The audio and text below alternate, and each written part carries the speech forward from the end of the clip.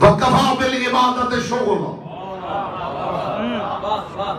موت سے اچھا واز کیا ہے؟ یقین سے اچھی بے نیازی کیا ہے؟ اور عبادت سے اچھی مصروفیت کیا ہے؟ این ممکن ہے یہ بات کی حد تک تو بہت حسین محسوس ہو رہی ہو، لیکن عمل کے میدان میں مشکل لگتا ہو کہ آپ نے کہہ تو دیا ہے عبادت سے اچھی مصروفیت کیا ہے. یہ تو عبادت کرے تو پتہ چلتا ہے. تو پھر میں آپ کو ایک فارمولہ دیتا ہوں جس میں عبادت مصروفیت نہ بنے، آپ کی مصروفیت عبادت میں بدل جائے. اس کا حصہ تھا، اس تک بات پہنچی ہے میرے حضور. کیا کہنے میں ایسے غیر محسوس طریقے سے آپ کے دلوں میں محبت عبادت ڈالنا چاہتا ہوں.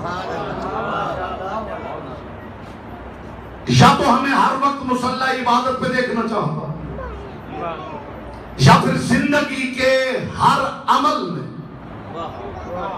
عبادت ڈھونڈنے کی ضرورت ہے. یاد رکھیے صاحبان بزم معرفت، عبادت کسی ایک خاص عمل کا نام نہیں، ہر عمل کے معیاری ہونے کا نام ہے. عبادت کوئی ایسا فارمولہ ہو کہ آپ کی مصروفیت ہی عبادت میں بدل جائے. عبادت کو ڈیفائن کر رہا ہوں صاحبان بزم معرفت، اور پچھلے 25 سال کی ریسرچ کا نچوڑ ہدیہ کر رہا ہوں. عبادت کسی ایک خاص عمل کا نام نہیں،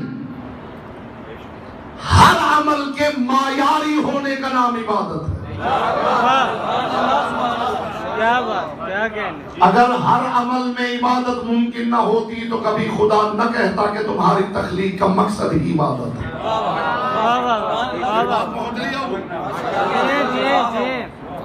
وہ کیا چاہتا ہے؟ ہر عمل معیاری ہو جائے. پانی پینا عبادت ہے؟ بولیے، پانی پینا عبادت نہیں؟ آپ کی ضرورت ہے، آپ پیتے ہیں، جائز ہے، عبادت نہیں. لیکن اگر حکم معصوم سے 3 سانس لے کر پیا جائے تو عبادت ہے.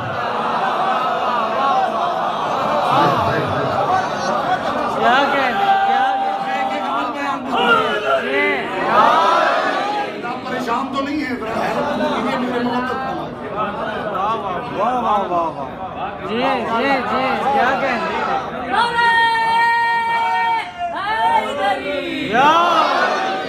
میں آپ کو فارمولہ وہ دے رہا ہوں کہ آپ کو عبادت کے لیے کسی خاص مقام پہ جانے کی ضرورت نہ پڑے. آپ جہاں ہو وہی عبادت ہونے لگے، وہی عبادت ہونے لگے. عبادت کسی خاص عمل کا نام نہیں. اب تک میں نے دیکھا ہے آپ کیسے سنتے ہیں، اور اب آپ دیکھ لیجئے میں کیسے پڑھتا ہوں. عبادت کسی خاص عمل کا نام نہیں، ہر عمل کے معیاری ہونے کا نام عبادت ہے. النظر الی الکعبۃ عبادہ، کعبے کی طرف دیکھنا عبادت ہے. النظر الی المصحف عبادہ، قرآن کی طرف دیکھنا عبادت ہے. النظر الی الوالد عبادہ، باپ کی طرف دیکھنا عبادت ہے. یہاں تک آپ شرک سے بچے ہوئے ہیں.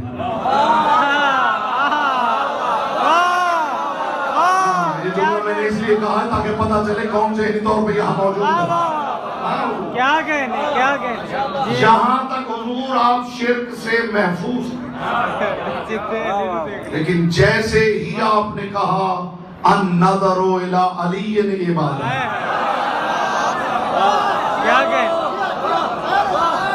میں حیران ہوں. میری تقریر کے جواب میں بے شک نہ بولیے علی کا نام آنے پہ خاموش رہنا آپ نہیں جانتے. نگاہ نامحرم پہ پڑے تو گناہ ہے، باپ کے چہرے پہ پڑے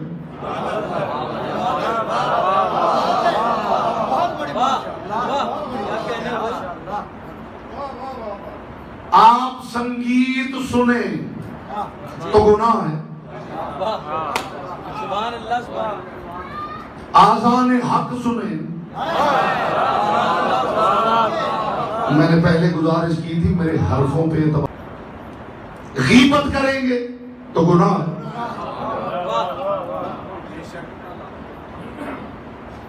اور علی کا ذکر کریں گے تو کیا ہے؟ یعنی بولنا بھی عبادت، سننا بھی عبادت، دیکھنا بھی عبادت. باپ کو دیکھنا عبادت، قرآن کو دیکھنا عبادت، کعبے کو دیکھنا عبادت، علی کو دیکھنا عبادت. نہیں، آپ کا وہاں گمان بھی نہیں گیا ہوگا جہاں میں لے گیا ہوں. علی کو دیکھنا عبادت، مگر معاف کیجئے باپ کو صرف دیکھنا عبادت نہیں، یہ ہے معیار عمل، یہ ہے معیار عمل. باپ کو صرف دیکھنا عبادت نہیں، اگر حقارت سے دیکھا،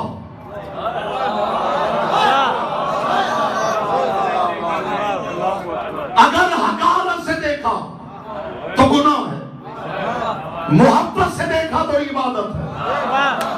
علی کو بھی صرف دیکھنے سے عبادت ہوتی تو منافق بھی دیکھتے رہے ہیں. معیار عمل سمجھا رہا ہوں، معیار عمل سمجھا رہا ہوں. یہ آپ سلامت رہیں، مصطفیٰ کی بیٹی آپ سے بے شک ہر وہ عمل عبادت ہے جو آل محمد نے بتایا ہے، جو محمد اور آل محمد نے بتایا ہے، ہر وہ عمل عبادت ہے. اور بے شک انسان اور جن خلق ہی ہوئے ہیں اللہ کی عبادت کے لیے کہ ہر وقت اللہ کی عبادت ہو.